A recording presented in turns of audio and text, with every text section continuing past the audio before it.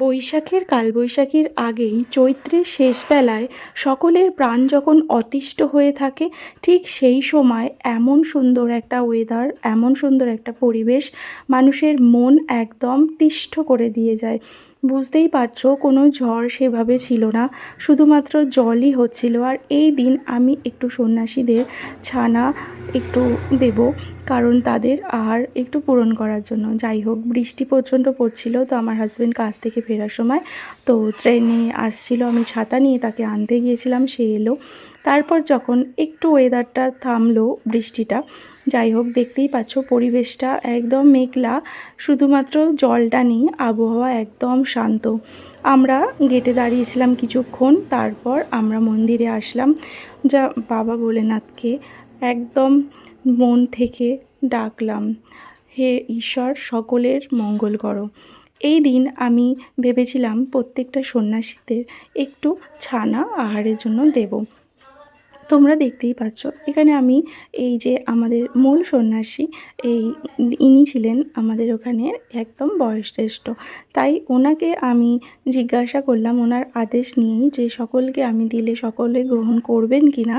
তো সবাই সেখানে বলল যে হ্যাঁ, সবাইকে দিন। আমাকে বলল পাতা থাকলে বা আলাদা করে কি আনা হয়েছে। আমি বললাম হ্যাঁ, আমি পাতা এনেছি।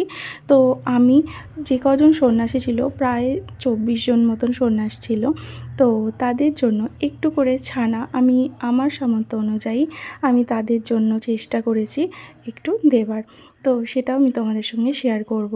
আর এই যে দেখতে পাচ্ছ পরিবেশটা, তখন পুরোপুরি কারেন্ট ছিল না, একদম অন্ধকার, কিন্তু বাবা ভোলেনাথ হয়তো সেটাই চেয়েছিলেন যে এই রকম পরিবেশটা যেন সেই দিনটা থাকুক, কারণ এতগুলো সন্ন্যাস রয়েছে ওখানে, তারা সারাটা দিন না খাওয়া থাকে, শুধুমাত্র জলটাও পর্যন্ত সেভাবে, সব জায়গায় নয়, কিছু কিছু জায়গায় জলটাও পর্যন্ত সেভাবে সব সময় খাওয়াও যায় না, একটা সময় হয়তো থাকে। তো তাদের আহারের জন্য আমি একটুখানি চেষ্টা করেছিলাম যে সকলকে দিয়ে আমার মানে মনস্কামনাটা পূর্ণ করার। যাই হোক, সকলকে দিলাম, সবাই এইভাবেই নিয়েছিল।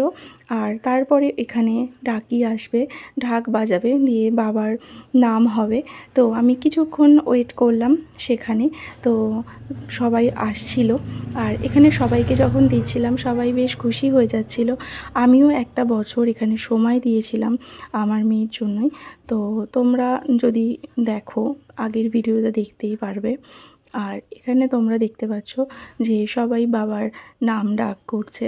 তো আমার খুবই ভালো লাগে এই জায়গাটা। এটা একটা বলাগড়ের বুড়ো শিবতলা মন্দির, যারা যাওনি একবার যেও, মন একদম শান্ত হয়ে যাবে। এই যে ঢাক আসছে, ঢাকির আওয়াজটা তোমাদেরকে এবার শোনাই। সকলে ভালো থেকো, সবার মঙ্গল হোক। জয় বাবা বুড়ো শিব।